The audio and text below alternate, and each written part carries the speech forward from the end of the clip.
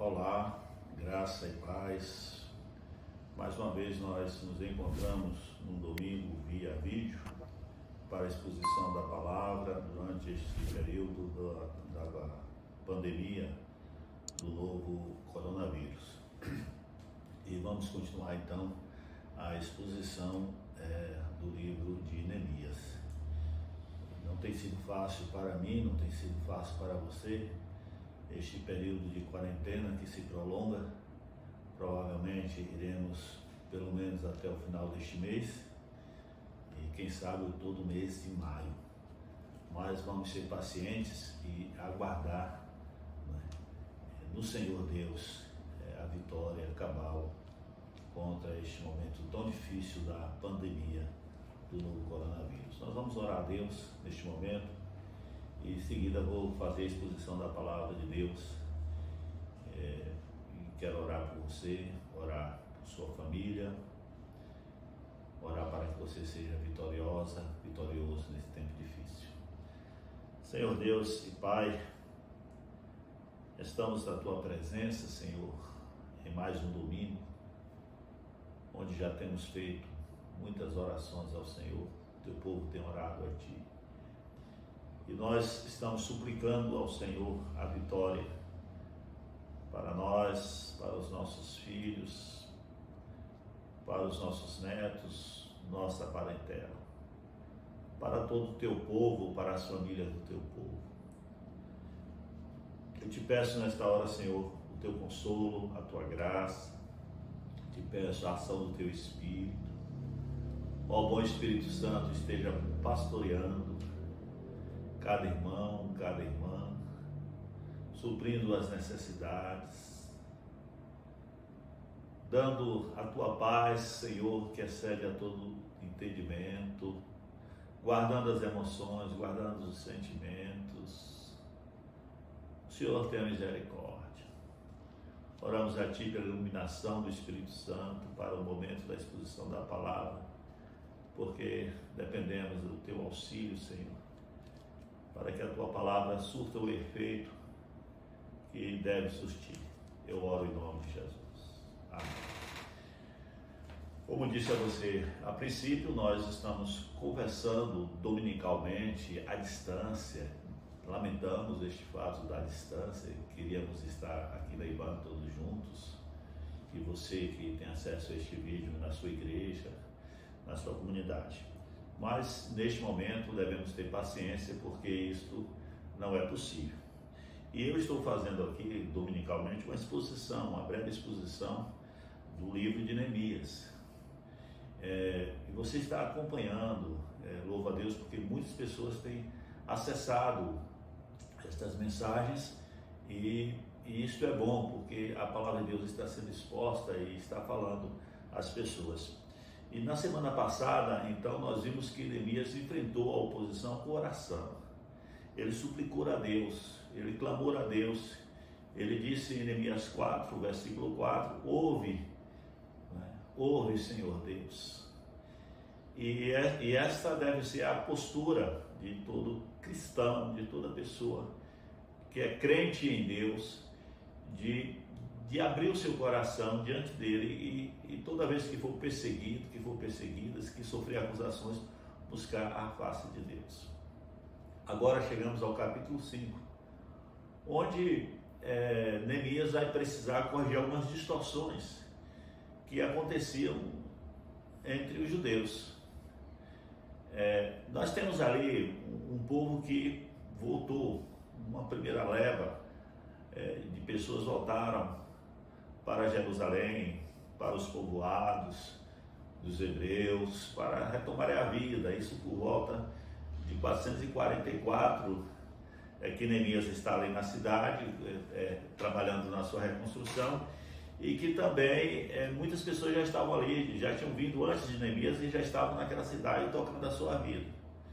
Muitas pessoas voltaram do exílio babilônico trazendo certas riquezas. Outras não trouxeram nada e certamente vieram em busca das suas propriedades, das suas heranças, há uma genealogia enfim, dos filhos de Judá, e então, com base certamente nessa genealogia, as posses de terra foram devolvidas aos descendentes daqueles que foram para o exílio babilônico. Mas essa distorção em que uns tinham muito e outros não tinham quase nada, levou a uma dificuldade muito grande durante todo o período anterior à vinda de Neemias, porque os reis, tanto da Babilônia como os medos e persas, estabeleciam governadores para cada região, e eles tinham então um governador ali da Judéia, dos judeus, da Palestina. E esses governadores então tinham seus procedimentos, tinham seus comportamentos, tinham seu trabalho, né, feito ali entre eles. E anteriormente à vida de Neemias, a situação era complicadíssima, porque a injustiça era muito grande da relação entre os hebreus. Os príncipes e os magistrados sempre estavam explorando economicamente o povo hebreu. E esta situação de dificuldade, havia judeus escravos, pessoas vivendo em situação de miséria econômica, financeira, e essas pessoas estão ali trabalhando junto com os magistrados, estão trabalhando ali junto com Neemias e estão trabalhando na reconstrução da cidade. E há um dado momento dessa reconstrução que essas pessoas confrontam esta situação. Elas se sentem atingidas ao longo do tempo por uma situação de distorção social, onde poucos tinham muito e muitos não tinham nada. E agora chamam Neemias para uma conversa. Isto está aqui no capítulo 5 de Neemias. Chamam Neemias para confrontar esta situação. Já que estamos reconstruindo, já que queremos fazer algo novo, já que queremos avançar em direção à igualdade, à fraternidade, à liberdade, então nós não podemos, se estamos reconstruindo a cidade no seu aspecto material, os seus muros, haverá reconstrução do templo, não podemos também ter uma situação injusta na relação entre os habitantes desta cidade, os habitantes desta região da Palestina, e no caso os judeus. Nós somos defensores da justiça, somos parciais em nossos relacionamentos. Como é que a gente vê essa questão da justiça? A justiça é salutar quando nos é conveniente, é salutar quando dela podemos tirar proveito próprio, ou somos a favor da justiça até mesmo quando ela nos confronta, quando ela mostra a nossa fragilidade, quando ela mostra as nossas imperfeições, quando somos confrontados com o pecado, seja ele da ordem moral, espiritual, ética ou material. Parece que muitas pessoas convivem muito bem com as distorções sociais. É possível ter pessoas muito ricas numa comunidade cristã e outras vivendo em estado de miséria, e muita gente não se preocupa com isso, não se importa, não se interessa. E aqui no livro de Neemias, no capítulo 5, as pessoas que estavam vivendo uma vida de precariedade material, chama Neemias para confrontar os seus patrícios quanto àquela questão tão séria da injustiça social entre eles. Nós estamos vivendo um período de quarentena, estamos vivendo um período onde há um crescimento assombroso do coronavírus, né, das pessoas infectadas com o coronavírus no Brasil, a subnotificação, o número oficial de mortos chega a 4.000, mas o número dos cartórios chega a mais de 5.000 mortos já. E é um número que vai crescendo, mais de 300 pessoas morreram de ontem para hoje no Brasil. E isso tudo nos leva a reflexões quanto às nossas relações mútuas na sociedade brasileira. E o papel do Estado de regular tudo isso, estas relações. Adam Smith, teórico, filósofo da área da economia, pai do liberalismo econômico, dizia que a mão invisível do mercado iria regular as relações econômicas e até as relações sociais entre as pessoas, e que o Estado não seria tão necessário. Mas é preciso um Estado forte, sim, que regule as relações. O Estado, que deve ser representado pelo seu poder executivo, legislativo e judiciário. Poderes harmônicos, iguais.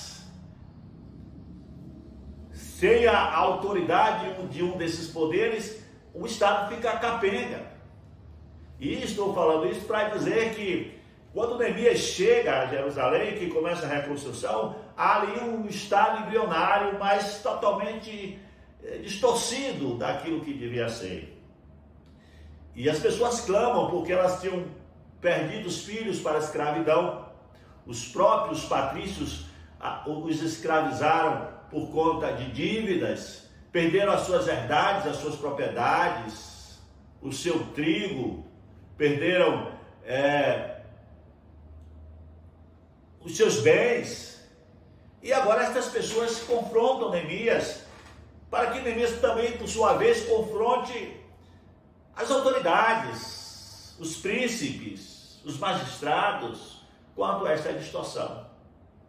Diz aqui o verso 1 do capítulo 5 de Neemias: foi grande, porém, o clamor do povo e de suas mulheres contra os judeus, seus irmãos, porque havia os que diziam: somos muitos, nós somos filhos, porque haviam, repito, os que diziam: somos muitos, nós, nossos filhos e nossas filhas, que se nos dê trigo para que comamos e vivamos. Havia fome entre eles. Também houve os que diziam: as nossas terras, as nossas vinhas, as nossas casas hipotecamos para tomarmos trigo desta fome. Para tomarmos trigo nesta fome. Houve ainda os que diziam: tomamos dinheiro emprestado até para o tributo do rei, sobre as nossas terras e as nossas vinhas. No entanto, nós somos da mesma carne como eles, e nossos filhos são tão bons como os filhos deles. E eis que sujeitamos nossos filhos e nossas filhas para serem escravos. Algumas de nossas filhas já estão reduzidas à escravidão. Não está em nosso poder evitá-lo, pois os nossos campos e as nossas vinhas já são de outros. E os escravizadores e os exploradores aqui eram os próprios membros do povo hebreu. Judeus sendo explorados por judeus. Uma situação terrível. E numa reconstrução, se a gente quer algo novo, a justiça tem que prevalecer.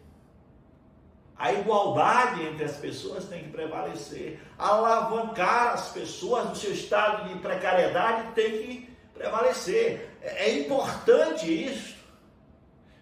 Um dos aspectos, entre tantos, que podemos recolher das lições desta pandemia e do pós-pandemia, é o fato de que o mundo, nas suas relações sociais, econômicas e políticas, não poderá funcionar mais como funcionava antes da pandemia. É que se nós não tivermos cuidado com toda a população do globo terrestre, não somente com a população humana, mas com o cuidado com todos os seres que habitam o planeta Terra, teremos grandes dificuldades de prosseguir como raça humana. Vejam os irmãos que há toda uma pressão para que as pessoas voltem às suas atividades econômicas. Sabemos que é preciso a atividade econômica, mas há de ter um critério muito grande quanto a esta volta, porque talvez possamos ter que prolongar uma quarentena por conta da imprudência quanto ao momento certo. Eu vejo que o governador do Distrito Federal agora vai abrindo mais e mais a economia no sentido voltando às atividades econômicas, propondo, incentivando, e recuou, mas até as aulas queria que retornasse. Mas qual é o critério que isso está obedecendo? Qual é o cuidado? Qual é a orientação científica para isto? Porque de repente a gente cai numa situação pior ainda. E aí sim teremos que, agora temos que ficar de fato de quarentena, quando temos lições de outras nações ao nosso dispor. As lições estão ao nosso dispor para que a gente possa ser sábio quanto ao proceder aqui em nosso país. Porque se não cuidarmos das coisas, se não tivermos cuidados uns com os outros, se toda a população do Brasil não se voltar para pensar melhor como devem ser as relações econômicas e como devem ser tratados os mais pobres e tudo mais, as pessoas deste país, as consequências futuras em outros momentos de dificuldade econômica, de dificuldade sanitária, podem trazer um grande desastre sobre todos nós. É assustadora a possibilidade deste vírus cair nas favelas do Rio de Janeiro, de São Paulo, aqui nas favelas de Brasília, de outras regiões, nas palafitas do Recife. Como isto será? Casas superlotadas, pessoas vivendo precariamente, sem saneamento básico, sem as mínimas condições de sobrevivência. Então tudo isso tem que ser repensado e a prática da justiça tem que acontecer. A igreja tem o papel de denunciar sempre que há distorções. A igreja tem o papel de denunciar e de chamar para a realidade, a construção de um novo tempo.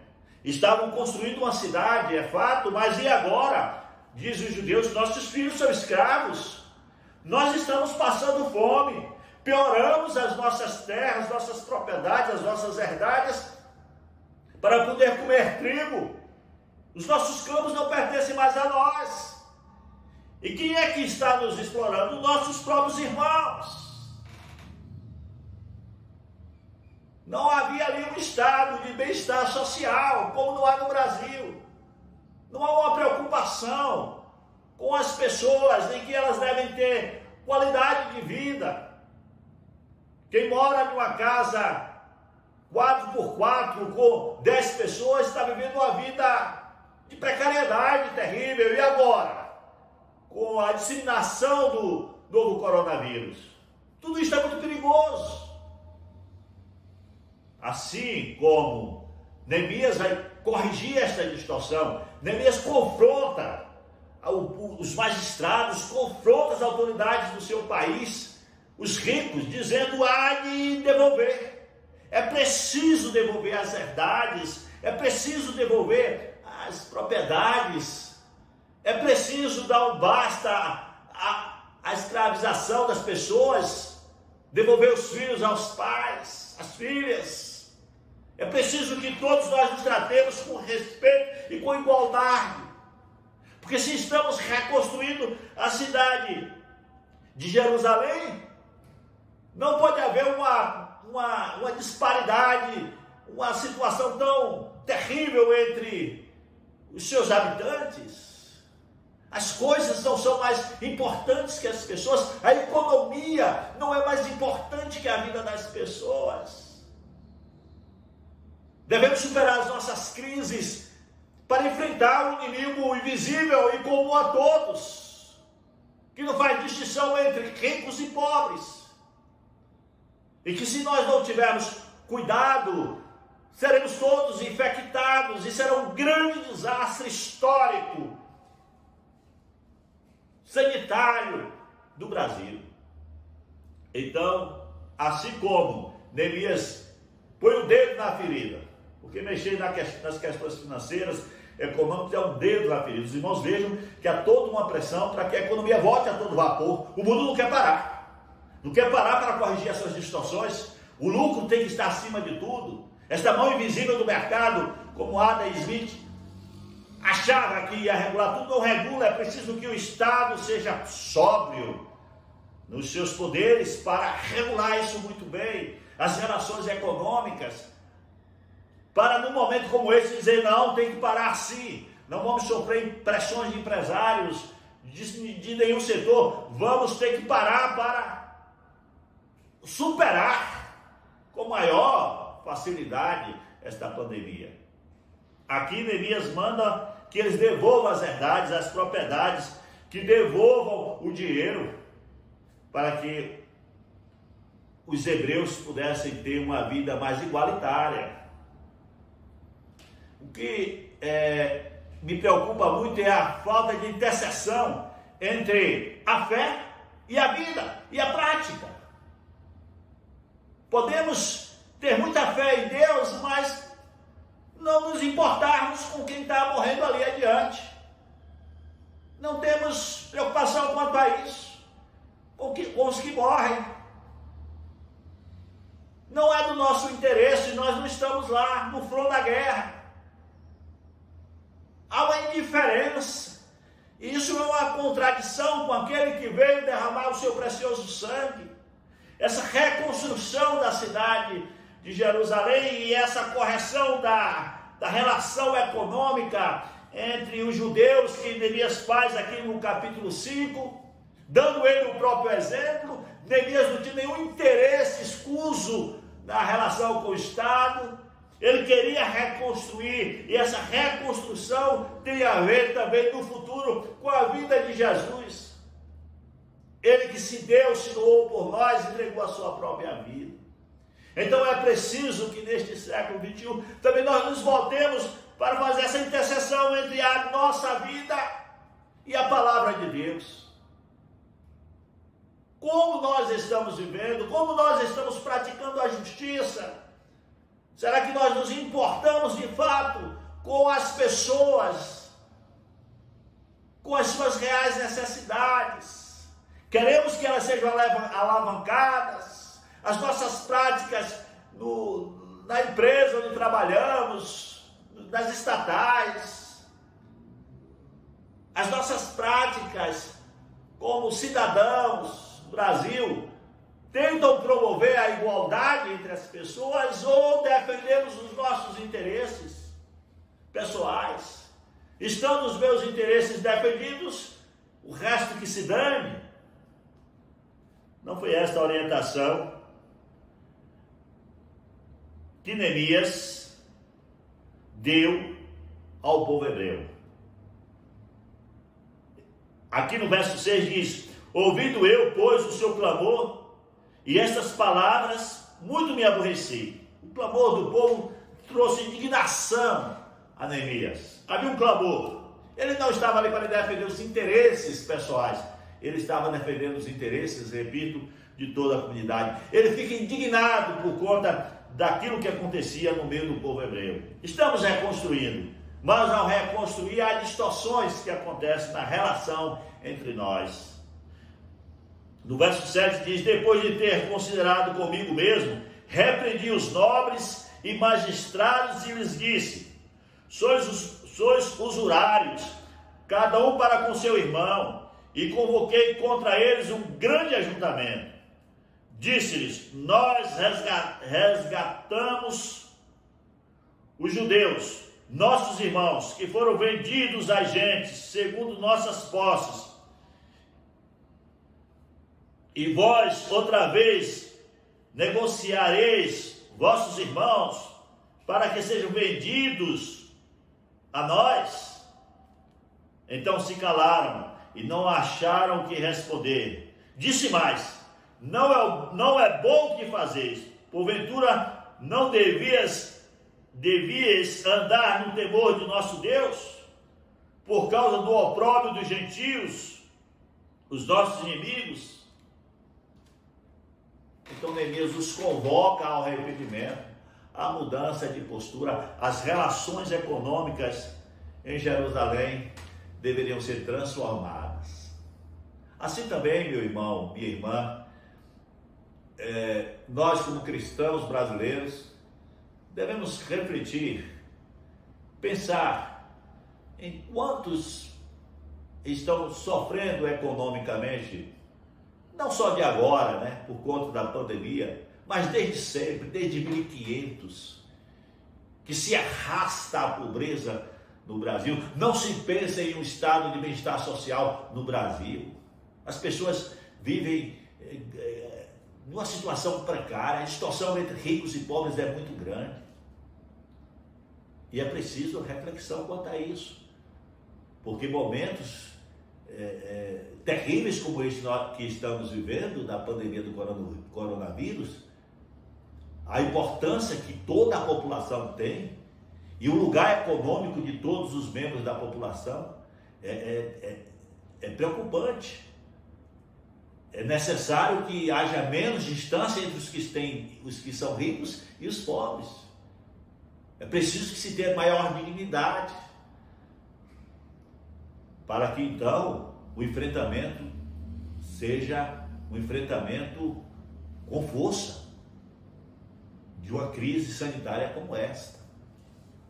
O Brasil, além do vírus, enfrenta a precariedade de saneamento básico, como já disse, de estrutura familiar, de moradia, de segurança, de educação. Se você for à periferia de Brasília, você verá que as pessoas estão todas na rua. É claro que houve uma confusão entre se é ou não para se recolher para a quarentena. Houve grande confusão, um prejuízo muito grande para o Brasil. Talvez a conta seja muito cara. A conta que vem aí dos infectados. Mas a falta de educação, a falta de estrutura, né, é muito preocupante. Aqui no caso do capítulo 5 de Neemias, ele corrige essa distorção. Ele mesmo não praticou nenhuma injustiça. Você pode ler o capítulo, ele diz que ele mesmo abriu mão do pão do governador, do salário do governador. Ele não explorou os seus patrícios e exigia que as autoridades, os magistrados, os príncipes, os ricos não explorassem e que as pessoas pudessem viver com dignidade. Uma das lições importantes que vão ficar desta pandemia é que no pós-pandemia o Brasil deve se reconstruir de uma outra maneira, mais igualitário, mais justo, mais fraterno, mais soluções econômicas para que todas as famílias vivam com dignidade. Não pode ter famintos no Brasil. As pessoas precisam ser tratadas com dignidade. A saúde pública deve ter altíssima qualidade. E a igreja deve influenciar fazendo um discurso que não é conivente com poderes, mas um discurso que alavanca as pessoas, que muda esta situação. A igreja deve combater um bom combate contra todo tipo de distorção, qualquer prática injusta.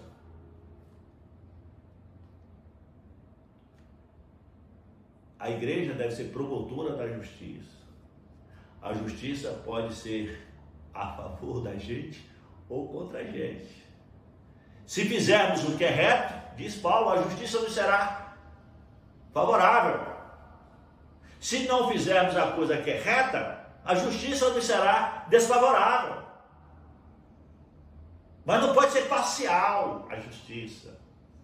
Não podemos ser coniventes quando a coisa é a nosso favor. Nos promove, nos alavanca, em detrimento de outras pessoas. Que Deus nos guarde. Aqui em Jerusalém, Neemias, no capítulo 5, Neemias, o governador que reconstrói, que vai reconstruir a cidade, agora percebe, segundo informações do próprio povo, de que havia grandes distorções nas relações econômicas e sociais do povo hebreu, e faz uma correção e confronta as autoridades e os ricos para que mudem a postura. Aqui no Brasil também nós precisamos de mudanças radicais para que todos os brasileiros e brasileiras sejam tratados com justiça e com dignidade. Jesus Cristo morreu na cruz para que todos os homens, todas as pessoas fossem tratadas de forma justa, igualitária, porque Deus as ama. Não é? Deus ama todas as pessoas. Que Deus nos abençoe e que o Espírito Santo melhor esclareça esta palavra ao seu coração, que você leia este capítulo de Neemias. E uma coisa interessante, não é? Leia os profetas, vejam que uma das razões pelas quais o povo hebreu foi para o cativeiro babilônico foi a questão da injustiça social, a injustiça entre os iguais, entre os irmãos. Isso é terrível, que Deus nos guarde de praticar a injustiça, a parcialidade. Que Deus nos ajude a praticar a justiça em todos os nossos relacionamentos.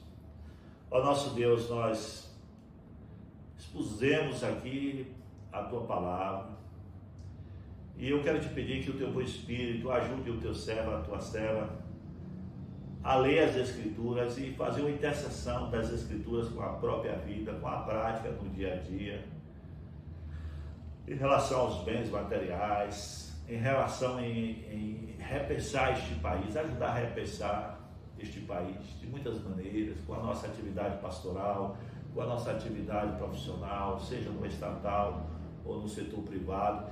Que o Senhor nos ajude, Senhor, a construir um novo tempo, um novo país, onde prevaleça mesmo a justiça em todos os aspectos. O Senhor tenha misericórdia, que a corrupção não seja somente vista quando é dos nossos inimigos, mas quando são corrupções praticadas por nossos aliados, então que está tudo bem, mentira, engano. Senhor, tem misericórdia, abre os nossos olhos para que a gente, como cristão, neste mundo que vivemos e aqui no Brasil, possamos procurar a prática da justiça em todos os sentidos. Doa quem doer, que a justiça prevaleça, Senhor, nas relações entre os brasileiros e que, de fato, a vida de cada pessoa no Brasil possa melhorar. Oh, Senhor, são 500 anos de espera para que o Brasil seja melhor. E nós te rogamos que as lições dessa pandemia, que pode afetar a todos nós, possam ficar, Senhor, e que o Brasil retome a sua vida de uma outra maneira, num novo momento, onde todas as pessoas são importantes, onde a dignidade humana vai ser resgatada, onde todos os brasileiros serão levados em conta, não serão somente um número, alguns que estão morrendo, mas que, ó Deus, são pessoas, não é estatística, são pessoas que devem ser levadas em conta. E assim a gente começa um novo tempo neste país. E que a Tua igreja seja sempre promotora, profeta da justiça, da igualdade entre as pessoas. Eu oro abençoando a Tua igreja, o Teu povo neste dia, em nome de Jesus.